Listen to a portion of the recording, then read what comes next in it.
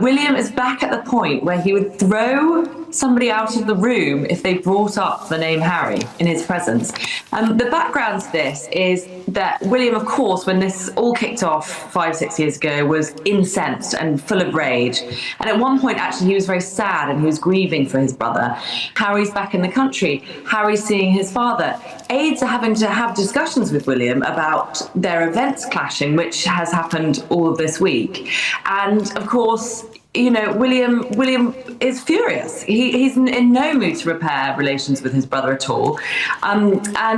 He would throw somebody out of the room if they mentioned his name. Brits leaked it again.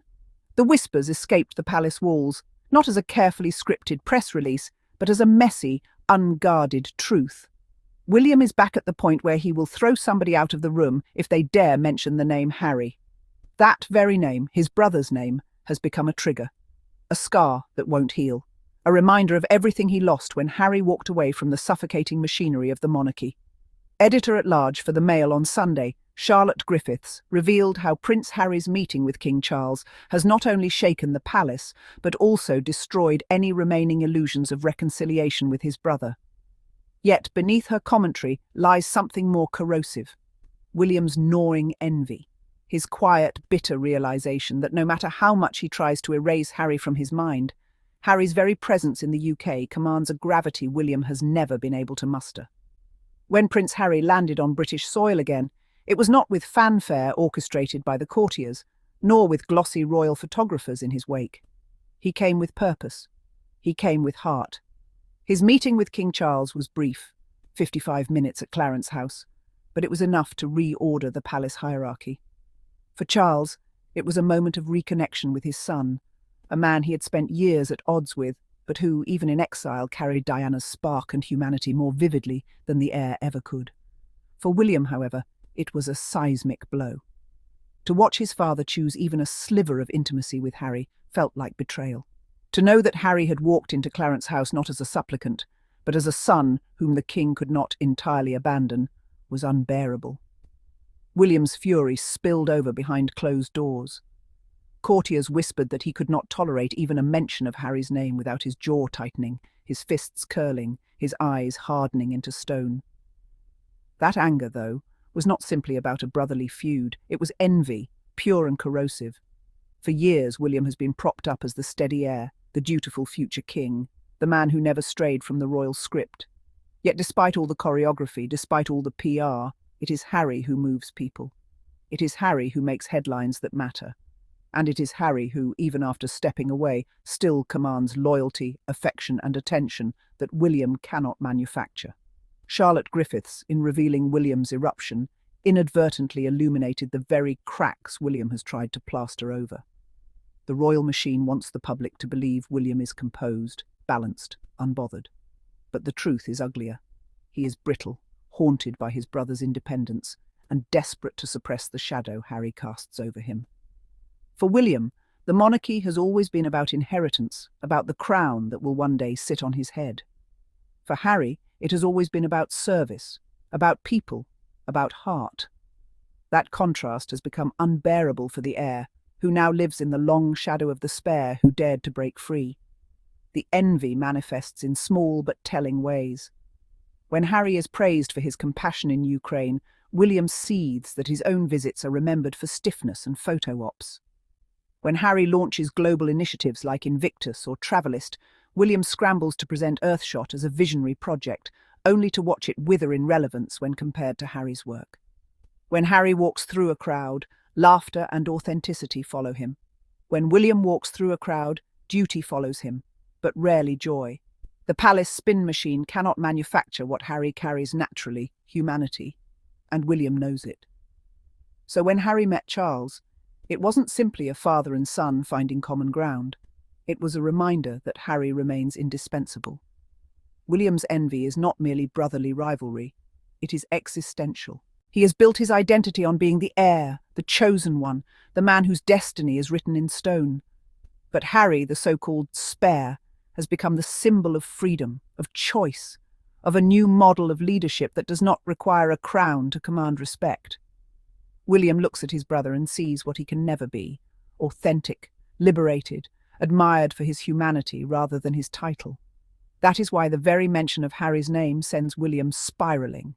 It is not just about pain or betrayal, it is about exposure. Each time Harry's name is spoken, William is reminded of his own inadequacy.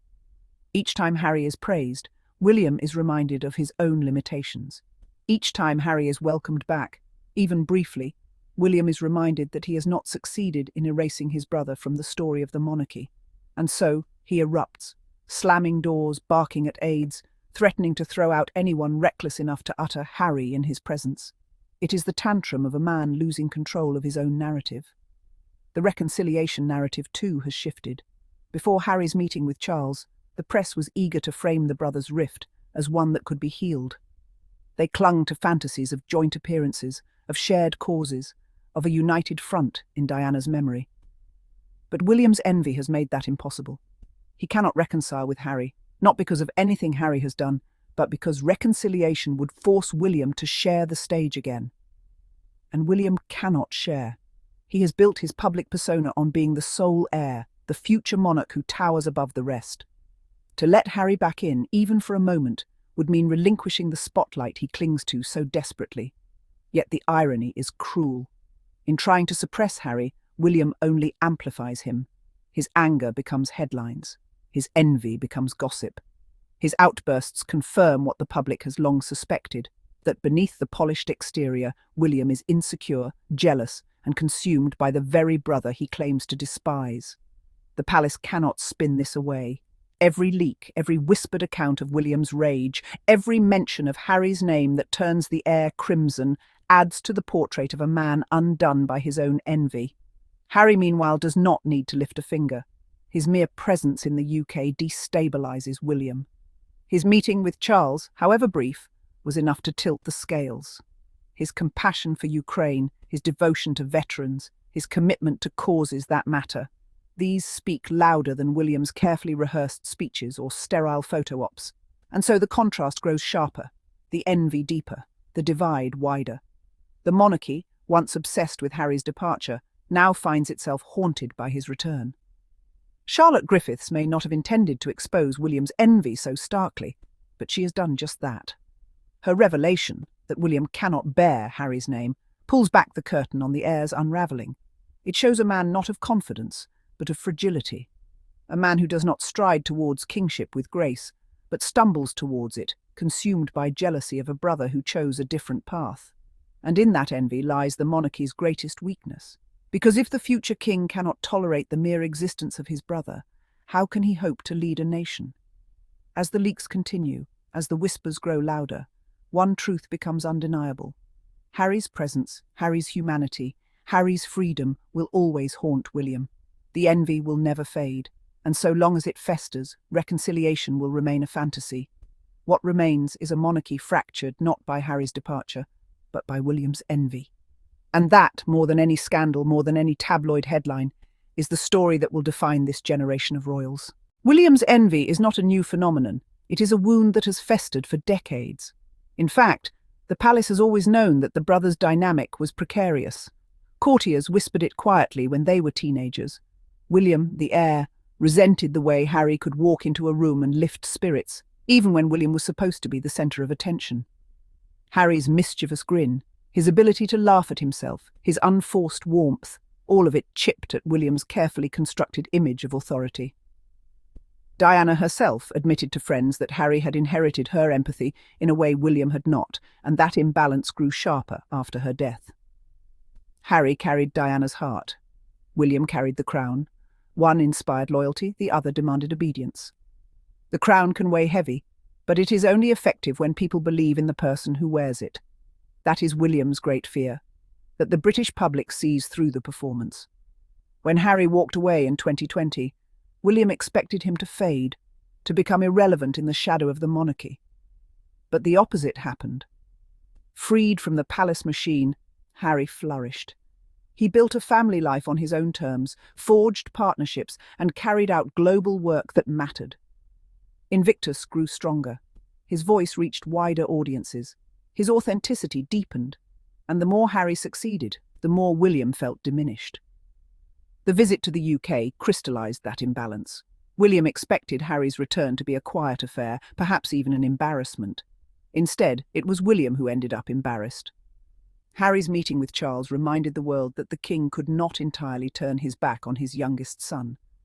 And in that reminder came something dangerous, a softening of public opinion toward Harry, a reopening of sympathy, a recognition that no matter the distance, he remains essential. William could not bear it. His own meetings with Charles, his own efforts to prove loyalty, were suddenly overshadowed by Harry's mere presence. The tantrums that followed inside palace walls were described as volcanic. Aides spoke of slammed doors, of raised voices, of William pacing rooms like a caged animal. His fury was not about logistics, it was about symbolism. He feared that Charles was giving Harry a path back into the fold. He feared that Harry's popularity, still glowing despite years of tabloid assault, could once again threaten his dominance. And above all, he feared comparison. That the public, seeing Harry and William side by side, would once again favour the younger brother's humanity over the elder's stiffness. This is why William bristles at Harry's name. It is not just a reminder of family conflict, it is a reminder of inadequacy. The mention of Harry drags William back into a rivalry he cannot win. It exposes the cracks in his persona, the envy that gnaws at him, the insecurity that lurks beneath the royal mask. Every time an aide mentions Harry, William hears not just a name but a challenge. He is still here, he is still loved, he still matters more than you. And the leaks that follow these tantrums only amplify the humiliation. Charlotte Griffiths' commentary was not flattering. It was damning. To the public, it revealed a man so undone by jealousy that he could not even tolerate a simple conversation. Leaders are expected to rise above personal grievances. William sinks into them.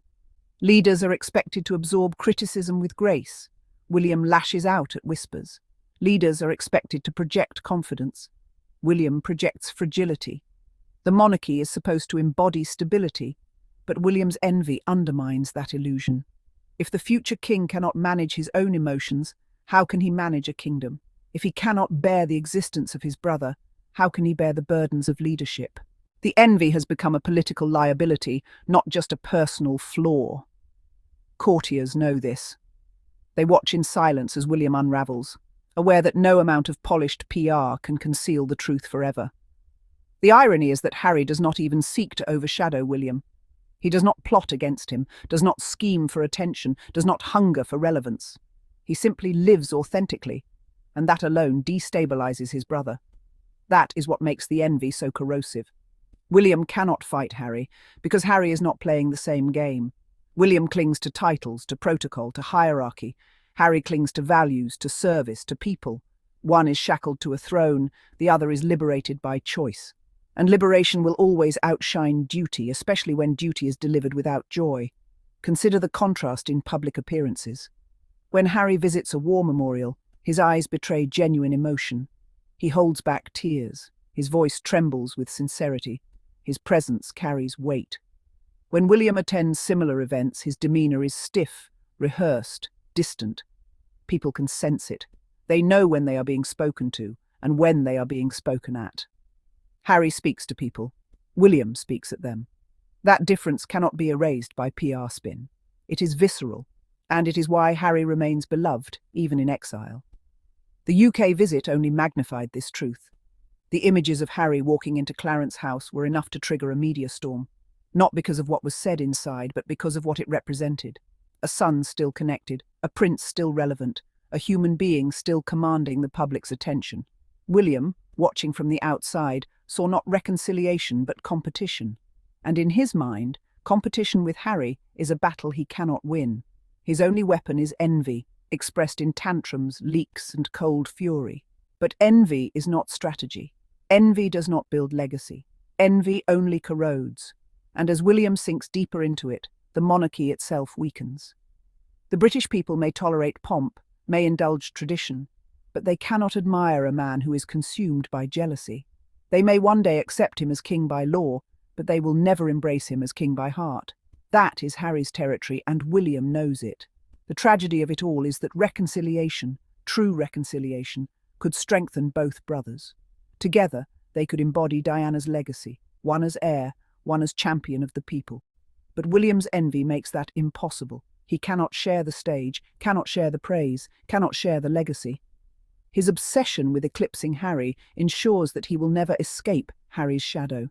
Instead of building his own identity, he defines himself in opposition to his brother.